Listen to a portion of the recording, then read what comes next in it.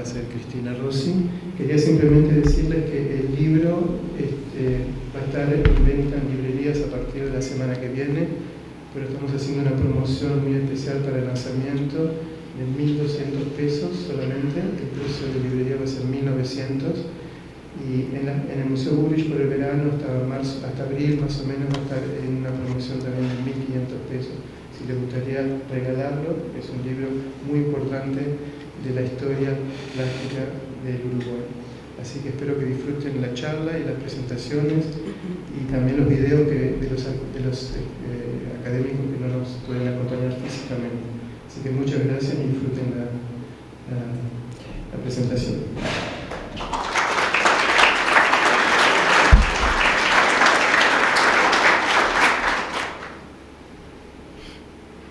Bueno, buenas tardes, un placer estar con ustedes y bueno, agradecer también a la Fundación Bullrich, a Martín, al museo que me ha acogido tantas veces en el trabajo y bueno, a todo el equipo. Vamos a empezar por esta última posta que me dejó Martín. Ha sido un trabajo de mucho tiempo con un valiosísimo equipo.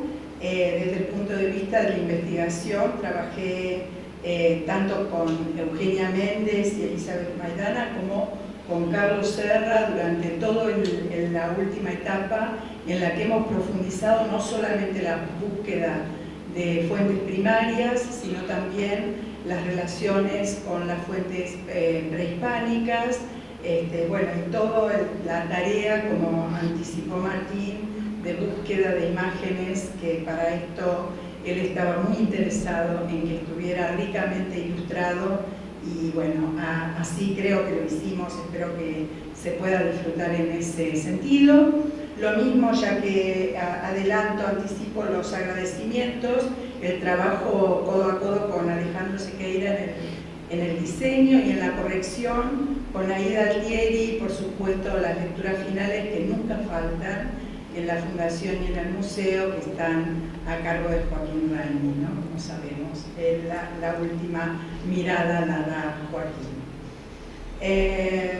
Hablarles del libro significa, por un lado, poner en contexto este interés por volver a visitar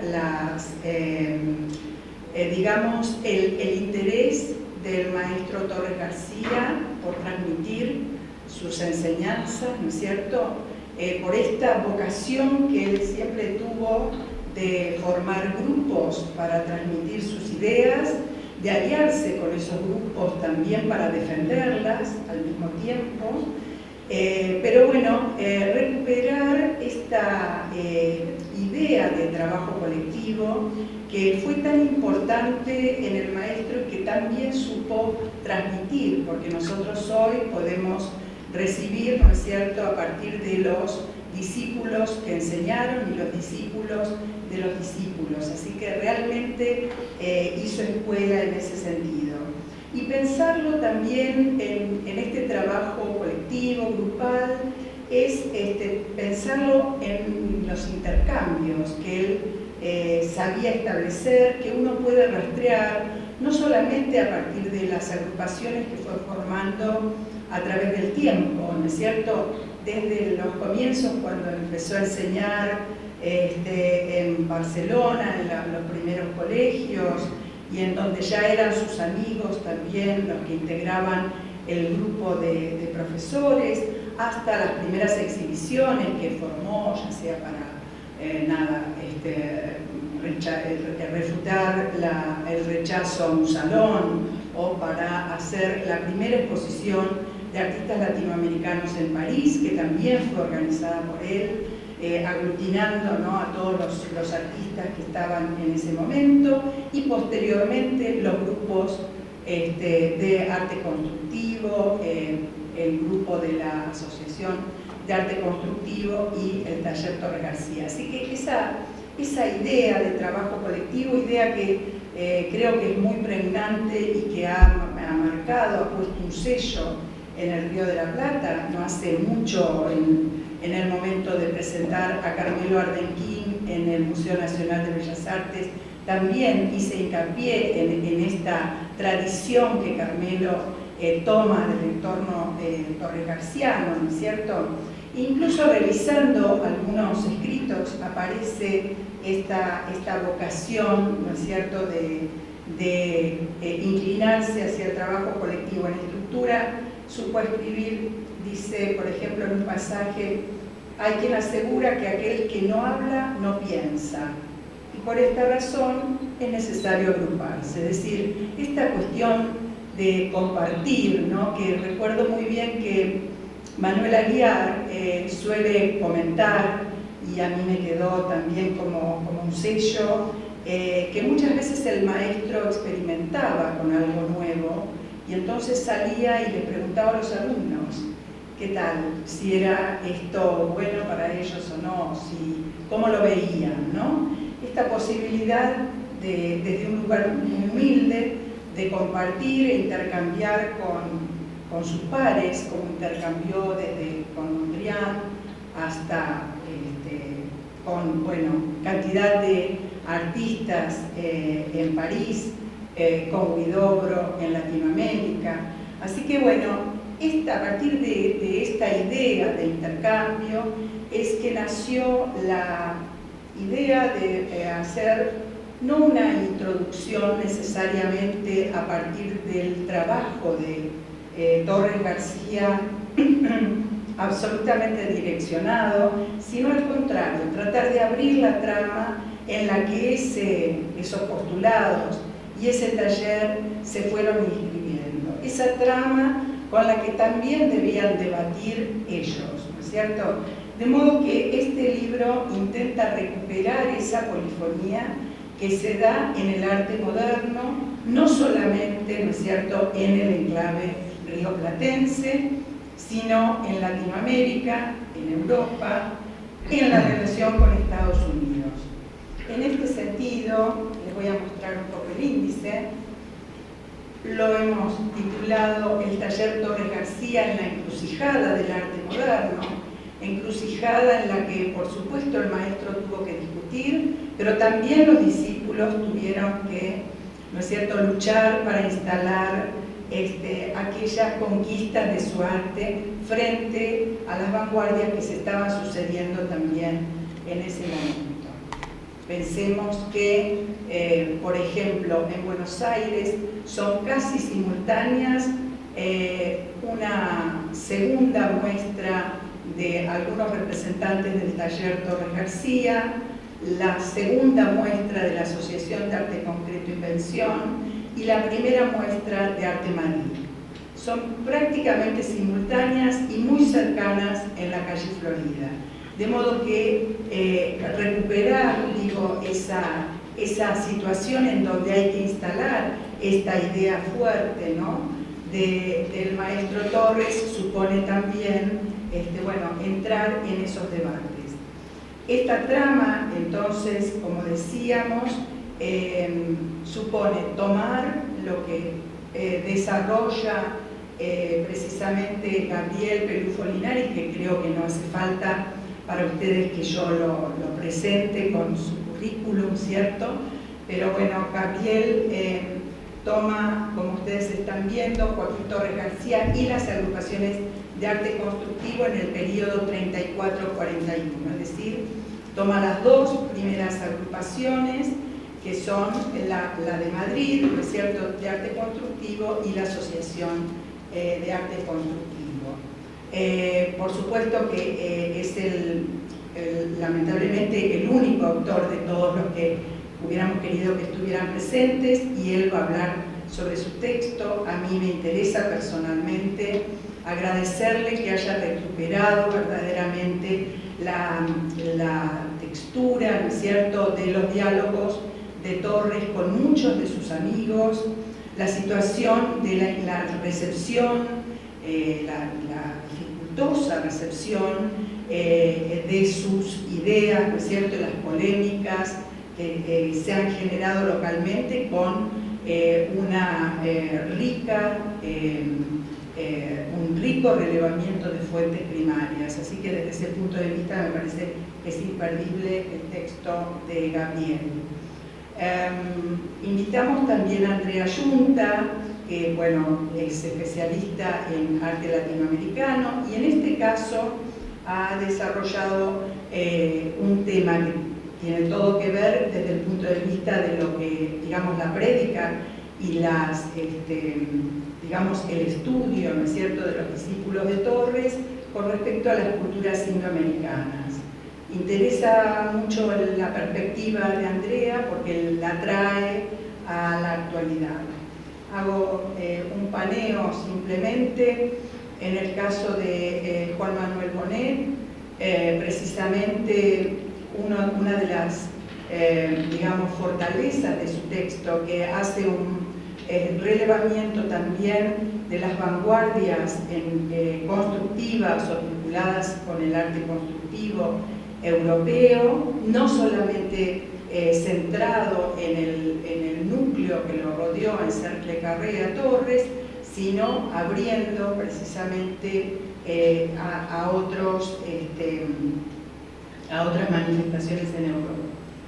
El texto de Álvaro, que vamos a tener unas palabras tanto de Álvaro como de María Laura Steverling. Álvaro toma el arte latinoamericano desde una perspectiva muy interesante, ya que él, en lugar de pensar en términos ortodoxos el arte latinoamericano por naciones, por periodos, por estilos, ha pensado, bueno, aquellos que se acercaron a Torres, ¿no es cierto?, por la vía del mensaje amerindio, indoamericano, aquellos que lo conocieron pero tomaron distancia y se fueron hacia el lado de las vanguardias, como yo decía recién en el caso de los concretos rioplatenses, y después también cierra el círculo con, bueno, las otras manifestaciones que se estaban dando en ese periodo.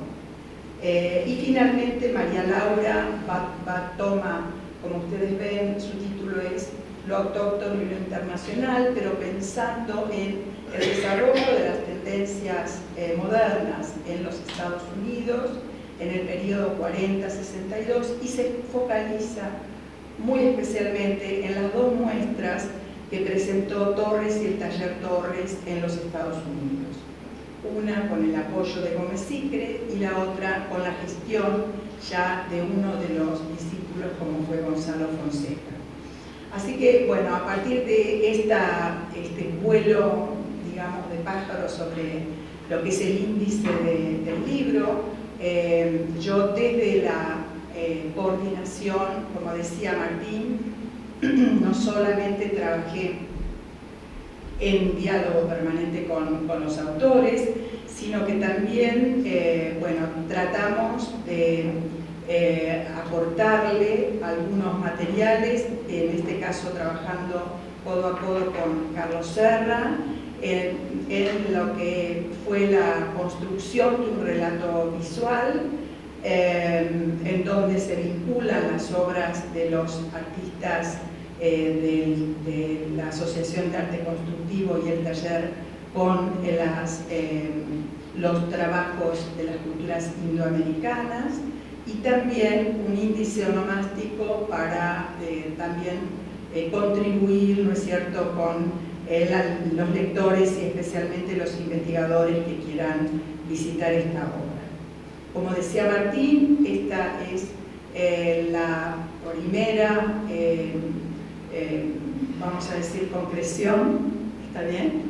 En cuanto al proyecto, este tomo esperamos que sea seguido por un tomo segundo dedicado exclusivamente al taller Torres García, en lo que sería el momento de conformación, el desarrollo y la proyección de los discípulos en sus propias poéticas. Esto esperamos que pueda estar el año próximo.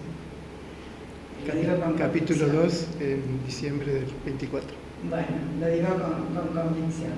A partir de esto, entonces, le doy la palabra a Gabriel para que presente su texto. Bueno, buenas tardes. Gracias. Bueno, a quienes me invitaron a Museo Burbich, a la Fundación, a Cristina, con la que pude trabajar en esto. Yo me voy a referir a una década nomás, a la comprendida entre el 31, 32 y el 41 de Torres. Tuve la suerte, cuando la Fundación Torres estaba todavía en época de dictadura, estaba en la Unión Postal, en la Rambla, que la mujer de la bibliotecóloga, esposa de Barrán, como yo soy muy malo para la memoria de los nombres, Alicia Casas, me invitó para estar con ella trabajando. Entonces ahí pude, en aquellos años, entre el 82 y 83, recopilar una enormidad de datos de las fuentes primarias de las libretas de Torres, de los diarios, de los manuscritos, de todo esto, que bueno, que lo he acumulado como un archivo personal. Entonces, para esto pude, por suerte, recurrir a todo ese material. Creo que justamente la década esta a la que me refiero, cuando Torres, después de haber trabajado con sus colegas europeos en Cercle Carré, en París, se plantea un horizonte nuevo en el 31, 32, inicia allí el periodo predicativo, diría yo, ¿no? O sea, cómo transformar esa teoría que más que estética, tiene una consecuencia estética, pero es una teoría filosófica y antropológica y teosófica muy compleja, a la cual él le da forma, digamos, plástica definitiva, o por lo menos, si no definitiva, quiero decir, con un corpus coherente, estando en París, está en París desde el 26, pero esto ocurre entre el 29 y el 32 aproximadamente, en que ese universalismo constructivo pasa a ser, digamos, la clave de ese vínculo entre una filosofía compleja y una estética. Entonces, a partir de ese segundo descubrimiento de sí mismo, digamos, porque el primero es el libro que publica en 1915 en Barcelona, El descubrimiento de sí mismo, ese segundo es el que lo lleva a una actitud apostólica, predicativa, que realmente donde la va a poder desarrollar plenamente es en Montevideo. Por eso es tan importante, como ha señalado Juan Flo, la etapa montevideana. Claro, hay una etapa en París en la cual él, dada su amistad con Luis Fernández, un experto en medievalismo y en filosofías esotéricas, logra tener contacto con algunos aspectos importantes de la tradición esotérica europea y asiática. Da una conferencia precisamente en el año 32 en la francmasonería de París, y sobre el tema del esoterismo en el arte. En París es donde esa cuestión, unida a una voluntad predicativa, porque en definitiva hay una tradición, ¿no? Ya incluso cabalística de predicar, y religiosa en general, ¿no? Es el momento ese en el cual trata justamente de crear grupos germinales. Para eso se trata de alguna manera de una recuperación, de una reconversión también, ¿no? Y él lo plantea en esa conferencia del esoterismo en el arte, un retomar el camino perdido. O sea, es el camino de la simbología más ancestral, y de los conocimientos ocultistas, digamos, de alguna manera, retomarlos desde una mirada contemporánea, pero salteándose eso que para él es un desvío hacia el positivismo que comienza en el Renacimiento. De modo que hay influencias, por supuesto, de la teosofía de Frank Hartmann, de Rudolf Steiner, etc., pero yo creo que es muy dudoso, son todas hipótesis de que Torres haya leído esos libros. En realidad eso estaba en el ambiente de París. Kandinsky era teósofo, Mondrian antroposófico, es decir, esto era algo que estaba en el ambiente y no es posible determinar con exactitud cuáles fueron las lecturas en ese momento de Torres García. El hecho es que con la crisis y demás del 29 y las consecuencias que eso tiene en el 30 y 31 en el mercado de arte de París, él decide irse a Madrid. Luis Fernández lo acompaña a Madrid unos meses antes para tantear el panorama y decide irse a Madrid. Pongamos el primero. Yo tenía acá de lo que acabo de decir de su estadía en París con el grupo Cercle Carré y el logro, digamos, de un lenguaje propio de parte de Torres García. En Madrid, pasamos, su objetivo principal fue conformar un grupo de vanguardia constructivista que rompiera de alguna manera el eclecticismo predominante en lo que era la Sociedad de Artistas Ibéricos, que se había fundado en el año 25, y que era la que nucleaba al núcleo de vanguardia, vamos a decir así, de Madrid en ese momento, un núcleo muy dispar, muy heterogéneo, ¿no?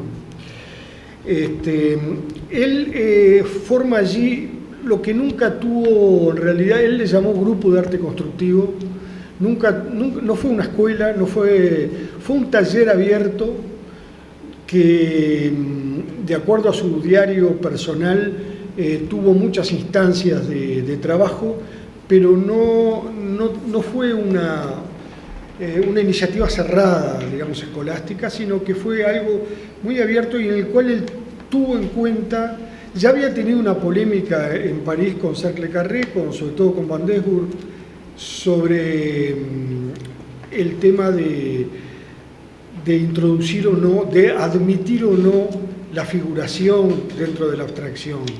De modo que él prefirió no reiterar este tipo de polémica en España y dejar libertad de acción a los artistas y solamente propuso basarse en el concepto de estructura, que era lo que él rescata de toda esa peripecia parisina de él y que lo seguirá rescatando durante toda su vida. El libro Estructura lo publica acá en Uruguay en el año 35. De modo que él lo único que se propone allí es pintar de acuerdo a una arquitectura dentro del orden y la medida. Y ahí convergen una serie de artistas del momento, no los voy a nombrar ahora, pero están los que formaron la Escuela de Vallecas, Valencia, Maruja Malo, entre muchos otros. Ahora, allí, en ese periodo, él escribe un libro artesanal que se llamó Arte Constructivo y que de alguna manera es la base de su libro posterior, Estructura, que publica acá en el Uruguay. El hecho es que ese grupo se disuelve el 7 de noviembre de 1932. Él había llegado a Madrid el 11 de diciembre el 11 de diciembre del 32.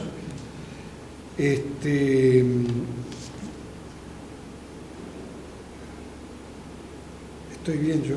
Sí, se disuelve en diciembre del 33, no del 32. Perdón, acá tengo mal la fecha en mis notas y me hizo... el 7 de noviembre del 33.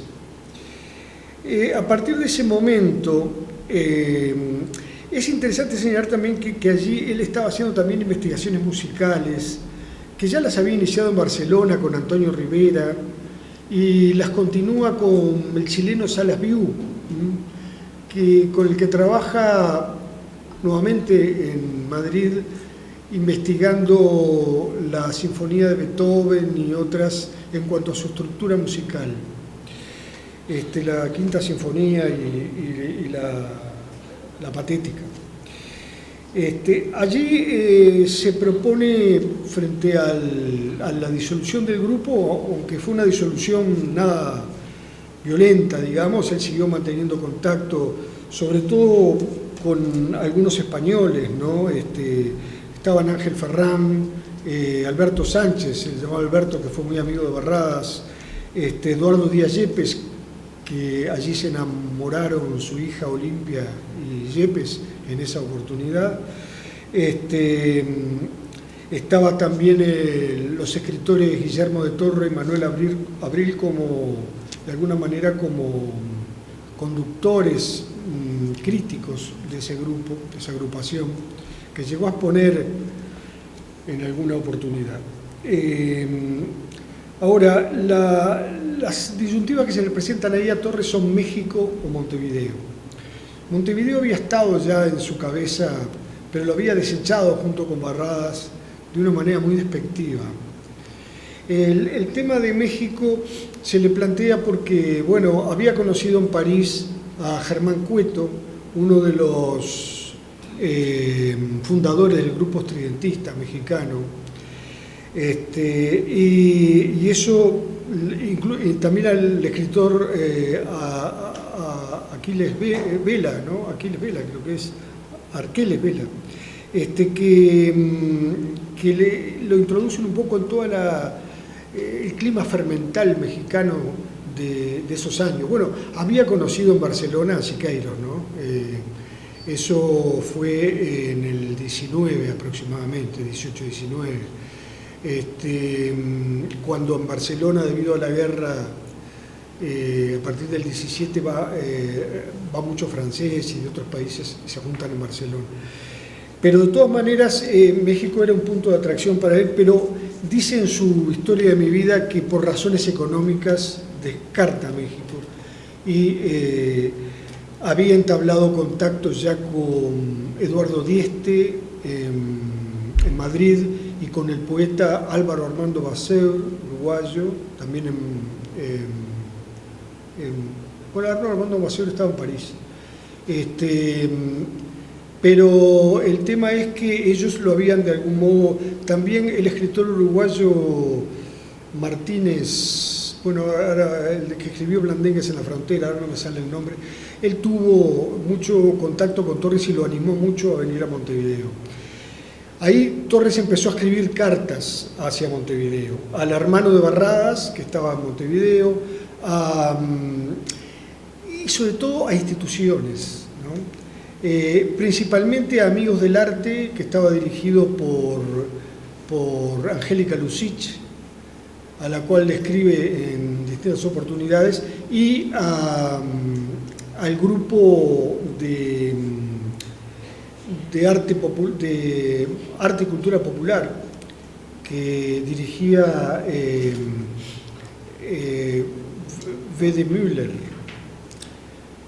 A ellas les escribe y ellos también los estimulan a venir. De modo que él se embarca a Uruguay y arriba el 30 de abril de 1934, como sabemos.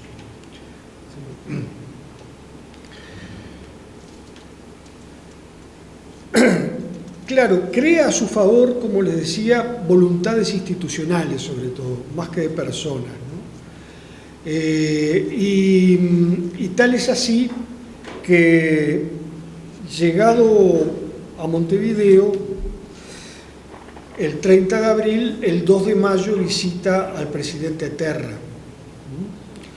No, evidentemente que esto en el marco de una recepción con gran expectativa que tiene en Montevideo,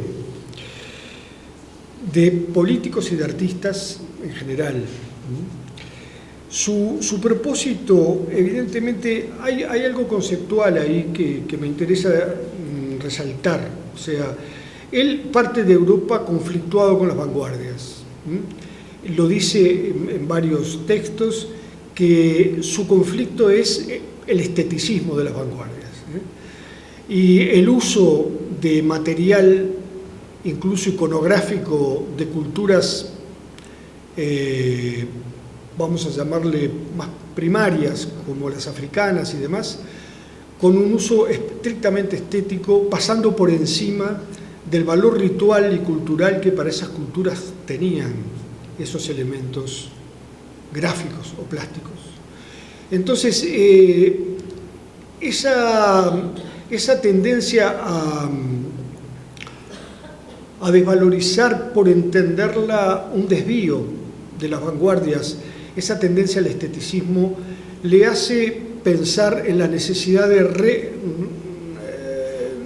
reenviar, digamos, al arte a sus orígenes en cuanto a lo más cercano, ¿no? a su poder ritual, a su poder mágico en las culturas primitivas. Y esta idea de hacerlo, pero con una mirada contemporánea y desde la modernidad latinoamericana, es lo que lo lleva a la idea de un colectivo apostólico, de alguna manera, que se proponga esa tarea, que es una tarea antropológica, en definitiva, filosófica, antropológica, y también con visos religiosos, sin que esto implique la afiliación con ninguna religión en particular, sino con una actitud de religare, ¿verdad? Y bueno, esto me parece importante decirlo porque es la clave de su tarea en Uruguay.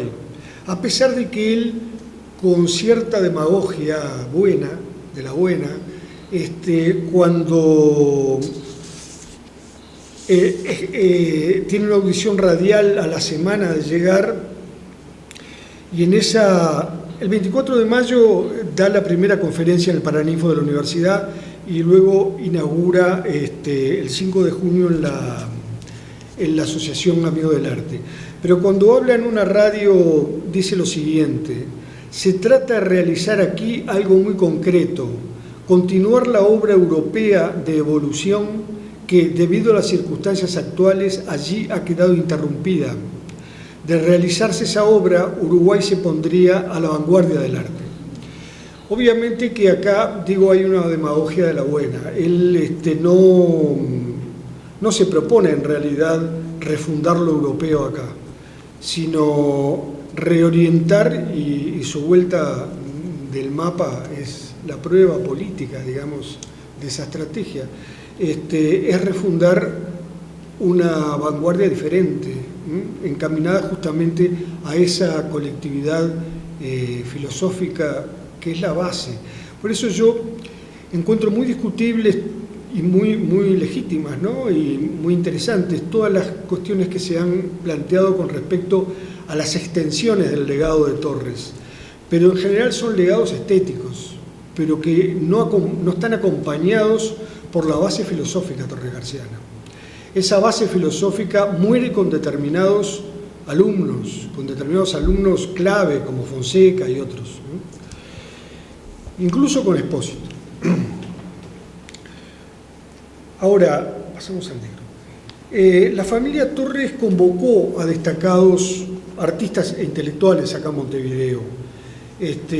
No los voy a nombrar a todos, están en el libro, pero digo, gente muy diversa, como Bernabé Michelena, por ejemplo, afiliado del Partido Comunista, su amigo José Cúneo, otro escultor Ramón Bauzá, Milo Beretta, Carlos Saliceri, Héctor Rañi, Amalia Nieto, Carmelo Rivelo, Gilberto Bellini, Nicolás Urta, César Pese Castro, el que fundará después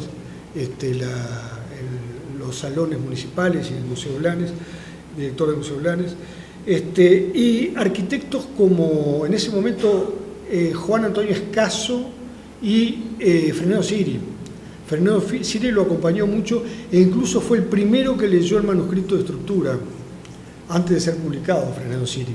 Con Fresneda Siri escuchaban música, iba a la casa de Fresneda Siri a escuchar música, Torres. El 26 de julio de 1934, Torres le escribe una carta a Guillermo de Torre, a su amigo que se había casado con la hermana de Borges, y le dice lo siguiente, me parece interesante leerlo, es muy breve: literatos y artistas jóvenes están a mi lado y según dicen todo lo esperan de mí. Vi al presidente y le interesó mucho lo que le dije. Está dispuesto a que se haga. Como era de esperar, siempre gente que teme se ha mostrado enemiga ya abierta o encubiertamente y me han atacado. Además, la situación política es en tal extremo vidriosa que todo es sospecha y recelo, y uno no puede dar un paso sin caer en un hoyo peligroso. Esto dificultará enormemente la marcha de mis cosas. Claro, toma conciencia rápidamente de la situación creada no solo a partir del golpe de Estado, él llega un año después del golpe de Estado y todo lo que esto había convulsionado internamente al Uruguay, sino el hecho mismo de lo que viene inmediatamente después, ¿no? De los prolegómenos de lo que estaba pasando en Alemania, la guerra civil española que lo va a agarrar acá en plena... Y todo esto produce un ámbito de politización de los intelectuales y de los artistas, en el cual él se encuentra incómodo de alguna manera, aunque vamos a ver que toma partido, ¿no? Las tertulias en su casa, como decía, eran de artistas, arquitectos, músicos, escritores, y buscaba la integración de esas diversas disciplinas, igual que lo hizo en París, ¿no? Con lo que él llamaba un espíritu constructivista. Estaba desde Clemente Estable, un científico estable, el poeta Emilio Oribe, Eladio Dieste, el ingeniero, Carlos Baferreira, con el cual siempre mantuvo cierta distancia, Juan Carlos Sonetti, que es una relación muy importante con él. Acá en Sala hay quien ha hecho un trabajo muy importante sobre ese vínculo, que es Barnabé, que está acá presente. Enrique Dieste, Esther de Cáceres, Filiberto Hernández, Cipriano Santiago Vitureira y muchos otros. También músicos, ¿no? Castro Canel, David Hulbert y también Alberto Soriano, con el cual tiene polémicas justamente sobre la musicología en la asociación. Yo no voy a hablar acá del taller Torre García, ¿no? Como dije. Y en el Correo de 1935 es visitado por arquitectos, ya entonces Ernesto Leborne, Ramón Menchaca, Juan Escaso, Florio Parpagnoli, Román Fresneda Siri, etc. Acá Montevideo da unas charlas en ese momento en un local de la calle Uruguay que le llamaron Estudio 1038. Allí hace exposiciones de algunas obras que había traído de Europa, de artistas que le acompañaron en París, y también da cursos a los cuales asiste Cuneo, asiste Arzado, asiste Carmelo Rivelo, asiste Amalia Nieto y otros. No muchos, son unos 8 o 10, pero artistas que ya tenían buena trayectoria acá. Y en eso es un poco el germen de la asociación, de lo que se llamará la Asociación de Arte Constructivo.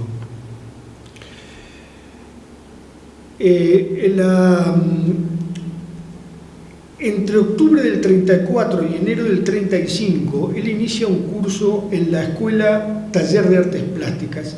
La Escuela Taller de Artes Plásticas la había fundado Prevosti y Rivelo, principalmente, de acuerdo un poco a las directivas de la Escuela de París de aquel momento, pero estaban también como docentes escultores como Germán Cabrera, Bernabé Michelena, también estaba Cuneo, en fin, allí se formaron varios artistas que después aparecerán en la década del 50 con su trayectoria importante.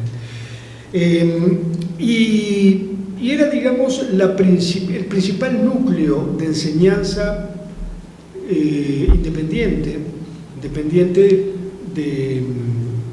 del Círculo de Bellas Artes, que existía acá en Montevideo, y él buscó vincularse. Ahora, había una dirección, vamos a decir, Bernabé Michelena tenía mucha influencia en esa escuela.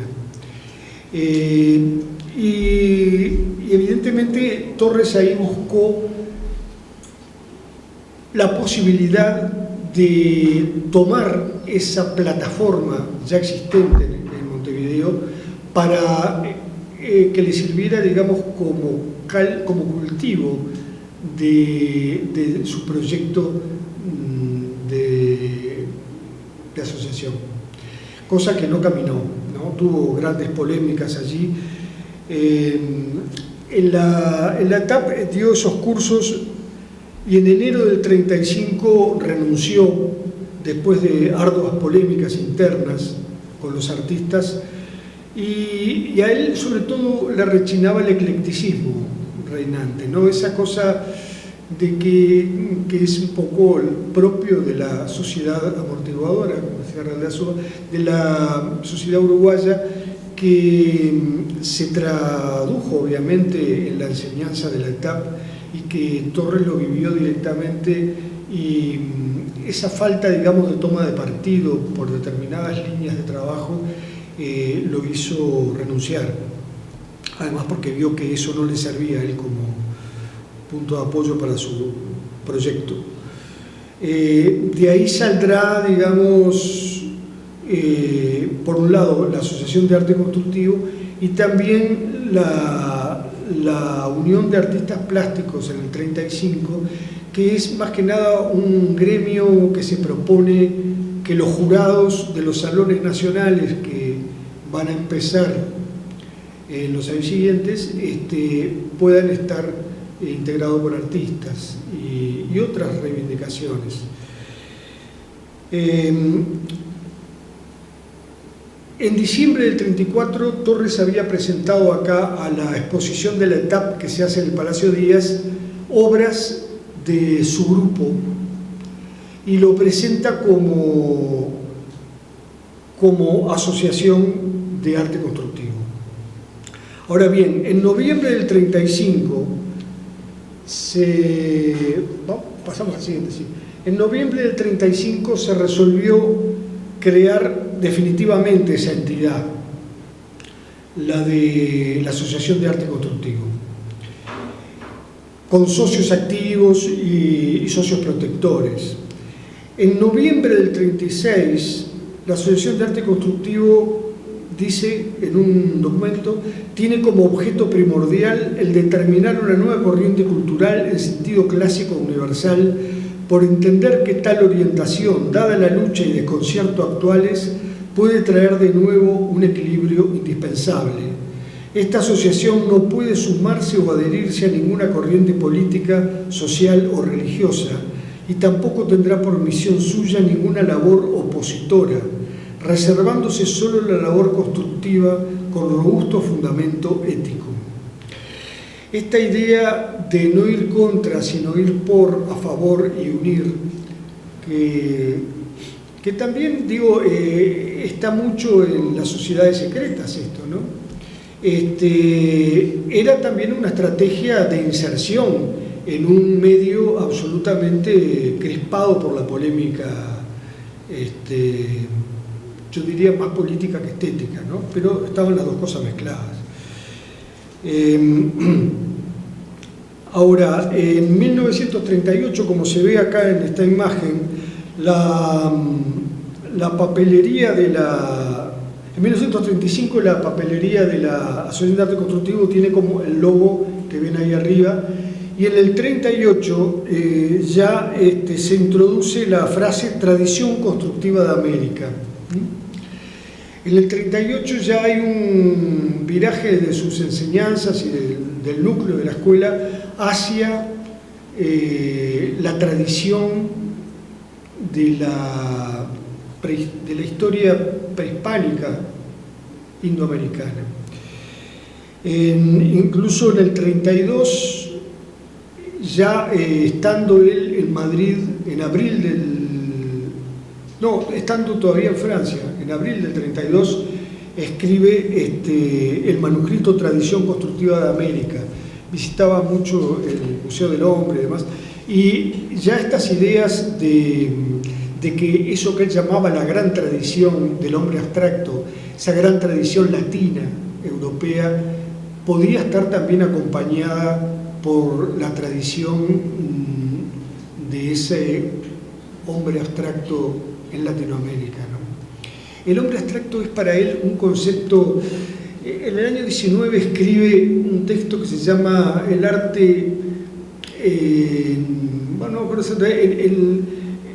en el hombre eterno y el hombre que pasa. Esa es la frase, digamos, importante. Ese hombre abstracto es para él el hombre eterno, es como una idea platónica del hombre, ¿verdad? Pero que tiene una tradición histórica, sin embargo, para él. O sea, esa historicidad es una historicidad ahistórica, paradójicamente, en la ideología de Torres. Es un hombre abstracto histórico, pero que está desprendido, está en el aire, desprendido de la historia. Y en diálogo con él está el individuo histórico, la persona, el hombre que pasa, se llama él.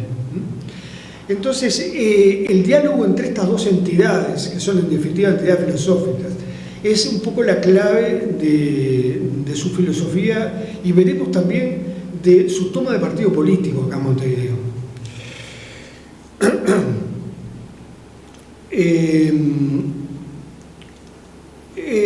Decía que entonces la Asociación de Arte Constructivo,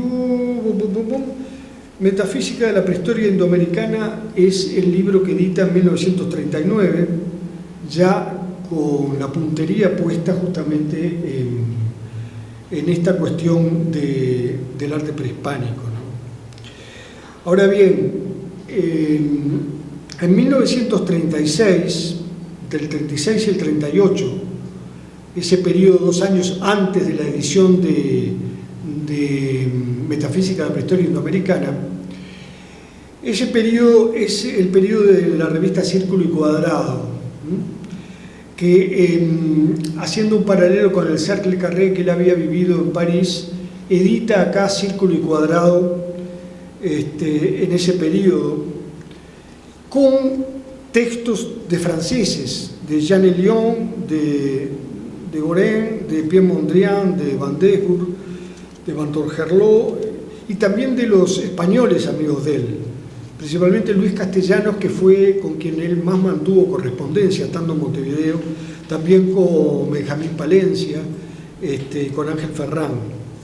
Estos señores aparecen también escribiendo en Círculo y Cuadrado.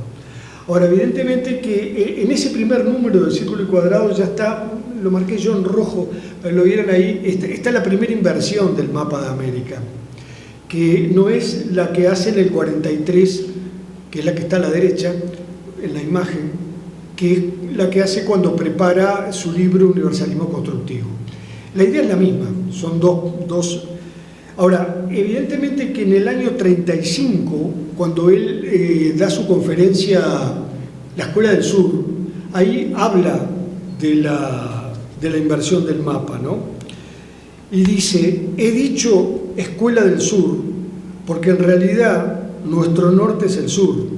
Por eso ahora ponemos el mapa al revés y entonces ya tenemos justa idea de nuestra posición y no como quieren en el resto del mundo.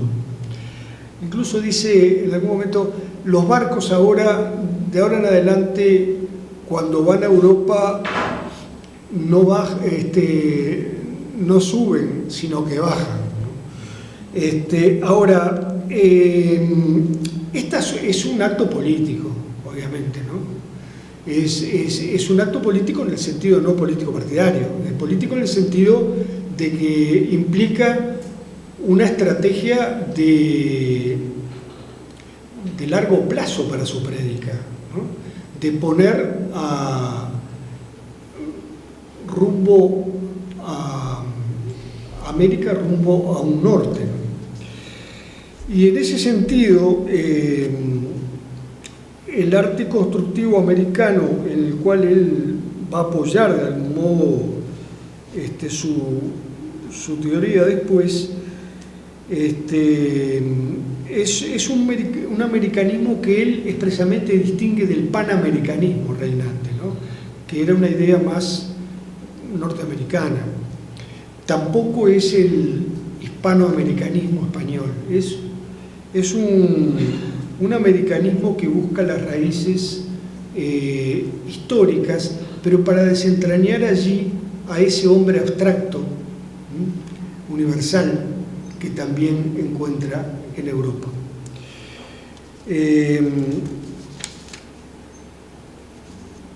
Bozal negro. Ahora, a mí me interesa acá señalar un aspecto, ¿no? En Uruguay estaba predominando en ese momento, no sé si predominando no es la palabra, pero sí en boga, en alza, vamos a decir,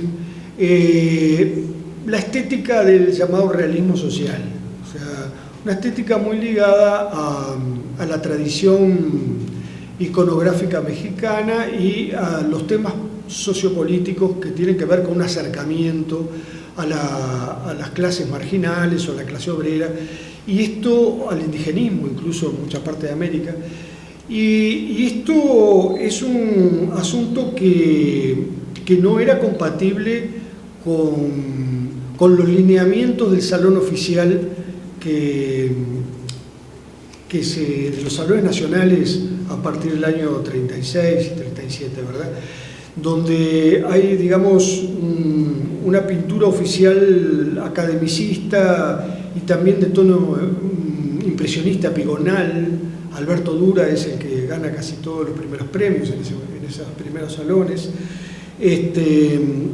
Y por otro lado, hay una estética modernista muy ligada al pensamiento nativista, ¿no? A todo el paisajismo que en los años 20 se prolonga luego con Cuño y demás sobre la década del 40. Pero ninguna de esas dos opciones era la de Torres. Y yo creo en este sentido que entre esa línea del oficialismo, la línea del realismo social y la línea del paisajismo, Torres venía a crear un lugar otro que era conveniente para Terra, en la medida en que, y la historia lo demostró después, es decir, en la Asociación de Arte Constructivo ya estaba Castellanos Valparda, afiliado al Partido Comunista, pero después en el taller Torres García se van a integrar otros comunistas, es decir, que pintores que abandonan la línea del realismo social y se incorporan al taller, y por algo Terra le da un subsidio del ministerio a Torres para financiar su tarea.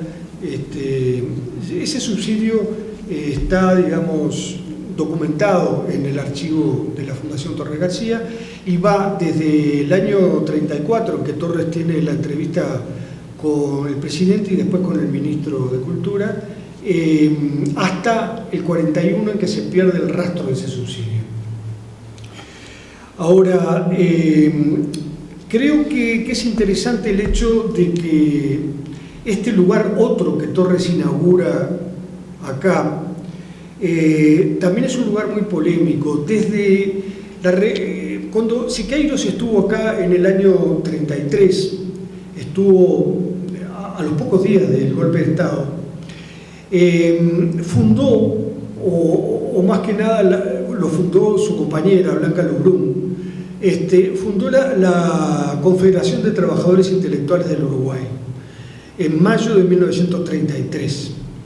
Él se había ido para Buenos Aires para pintar en la Casa de Botana y ya estaba todo preparado para esa fundación, y es Blanca Luz la que lo funda acá, junto con algunos uruguayos como Ildefonso Pereira Valdés.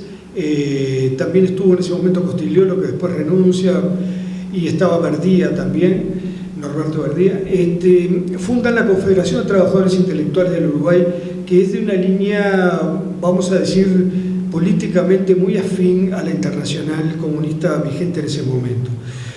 Entonces, esa agrupación funda el órgano de prensa de esa agrupación, pasó a ser la revista Movimiento, que están todos los ejemplares en la Biblioteca Nacional y vale la pena verlos porque las carátulas, además con grabados de Tina Borges, son fantásticas.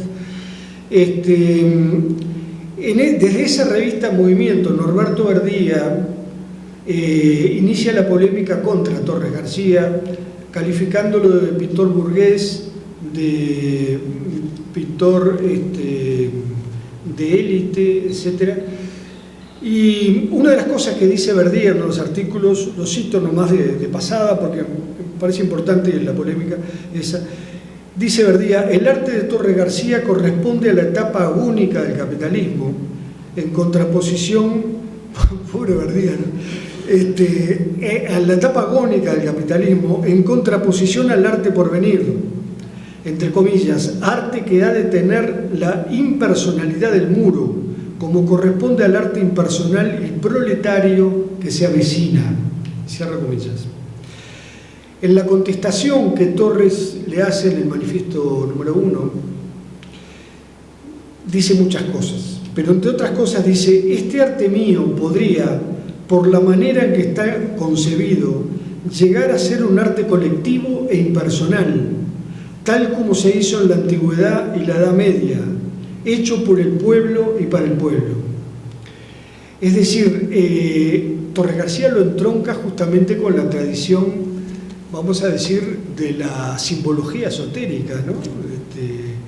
Y que, bueno, que tuvo sus razones en la Edad Media con la masonería y demás. No consta en ningún lado que Torres fuera masón, pero obviamente que había proximidades en cuanto a ciertos aspectos de su concepción filosófica. Bueno, perdón. ¿Cómo estamos? Bueno, tengo que ir cerrando como yo pueda. Bueno,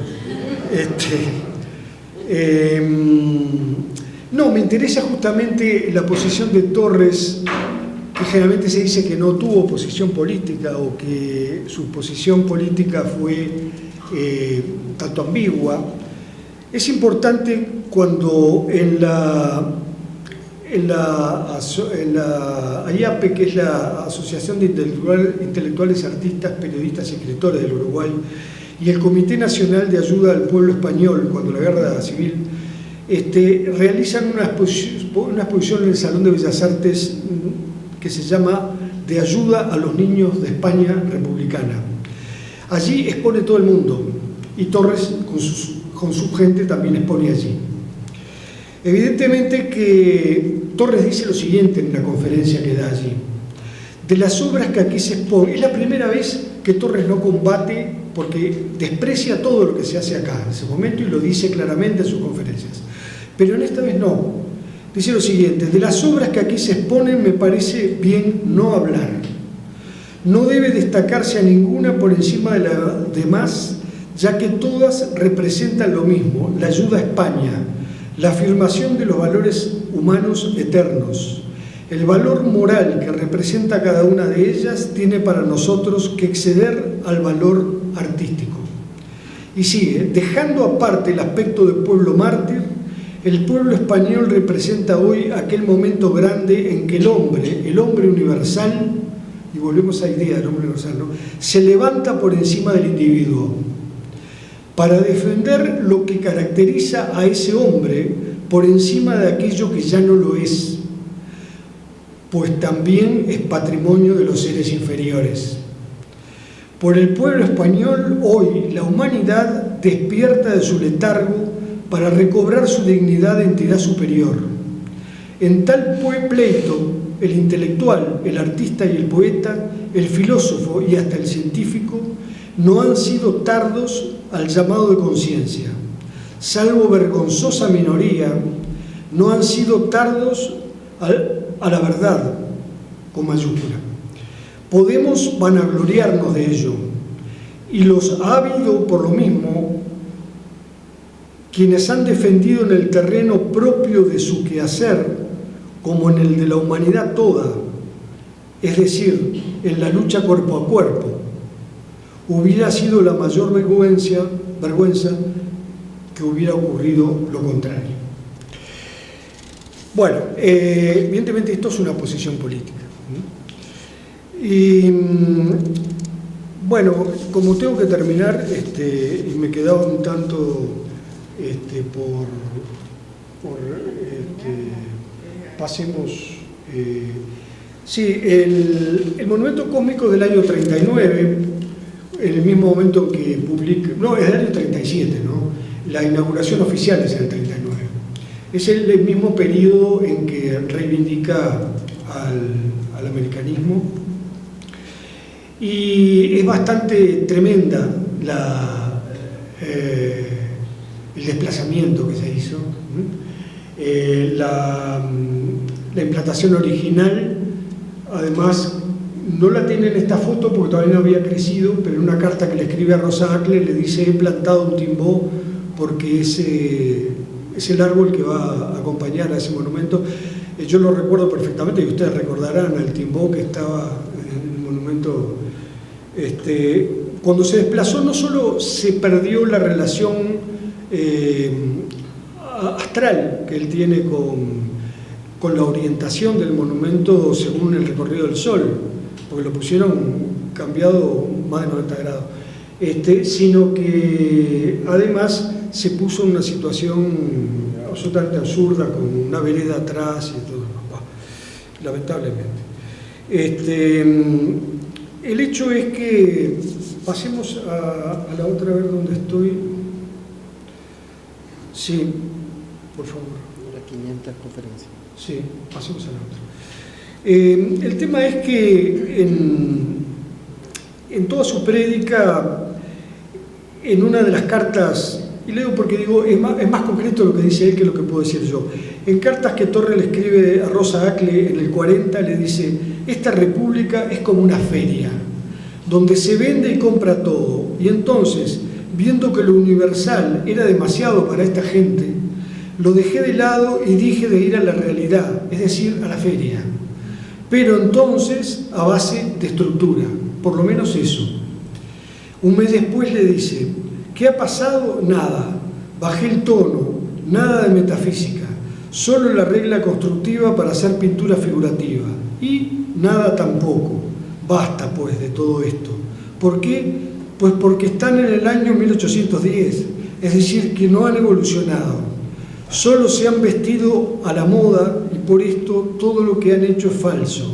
Esta es la triste verdad. Bueno, este juicio lapidario es más o menos lo que él dice en la 500ª conferencia, en el año 40, que es muy extensa, que es un libro, pero es un raconto de todas sus desilusiones y de todas sus, vamos a decir, fracasos. No, el taller Torres, que viene después, a partir del 41, demuestra que no hay fracaso, porque va a haber una enseñanza muy rica, muy prolífica, pero sí para él es un fracaso aquello que decíamos al principio, de instalar una comunidad de arte colectivo, de arte anónimo, y sobre todo en base a una filosofía, que es lo que acá no prendió de Torres, salvo en algunos artistas. En algunos artistas, Gurvitch, Fonseca, incluso en alguna medida Espósito, Alpuy y Mato, pero yo diría que Fonseca, Gurvitch fundamentalmente. Ahora, en esa 500ª conferencia, de todos modos, abre una ventana y dice: se inicia ahora un llamado a concentrar la investigación y la producción en el campo estricto de la pintura, siguiendo la idea de estructura. Entonces, él habla de la realidad urbana, el puerto, las calles, los carteles, el tránsito, la gente. A esto tenemos que dedicarnos. Y esa va a ser su experiencia en el taller, obviamente, ¿no? Yo quisiera terminar, no sé ya dónde estoy, acá, 7, 8, pasada conferencia.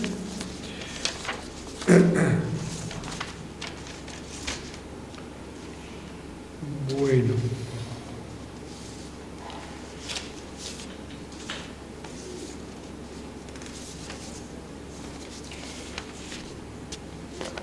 Parece que... está pegada acá. Bueno, pasemos, si podemos... entonces en el 41 él publica La ciudad sin nombre. Creo que esto, que es una alusión obvia a Montevideo, es la historia del hipócrita, del político, del indiferente, del pintor naturalista, etcétera, etcétera, pero hecha con cariño. No hay, digamos, en este libro ningún exabrupto, todo lo contrario. Hay un personaje anónimo que pasea por la ciudad, habla sobre la ciudad, habla con otros, pero es una radiografía del Montevideo de Torres, ¿no? Y en ese sentido es un documento bien importante, bien interesante, incluso por sus conexiones con la llamada generación del 45, ¿no? La generación crítica y autocrítica del campo cultural montevideano de la época, ¿no? Y de ahí su nexo con Onetti, ¿no? Que no vamos a entrar en él, lamentablemente, pero es todo un tema muy importante. A partir justamente del 42, la enseñanza del maestro, a través del taller Torre García, contribuyó a construir, a través de muchos discípulos, lo que yo llamaría la ficción melancólica de una ciudad sin nombre, ¿no? Porque evidentemente que los pintores del taller, la pintura del taller, no solo de Torres, sobre todo la de sus discípulos, fundan un Montevideo. Fundan Montevideo de una manera categórica en su pintura, ¿no? Tanto que prácticamente es difícil a veces separar escenas montevideanas del 40 y del 50 sin pensar en toda esa, en ese espectro paisajístico que elabora el taller en función de esa propuesta de la 500ª conferencia de volver a mirar la ciudad, mirar al puerto, mirar a esa compenetración visual del puerto con la propia ciudad, y la cartelería, los tranvías, el tránsito, los carros, la gente, todo esto que también había motivado a Torres en Barcelona, lo vuelve a motivar y a trasladar esa motivación a sus discípulos en Montevideo. Bueno, dejémoslo aquí, me salté muchas cosas, pero está bien así porque, digo, en definitiva esto era simplemente un repaso de ese periodo y está bien así. Tú vas a...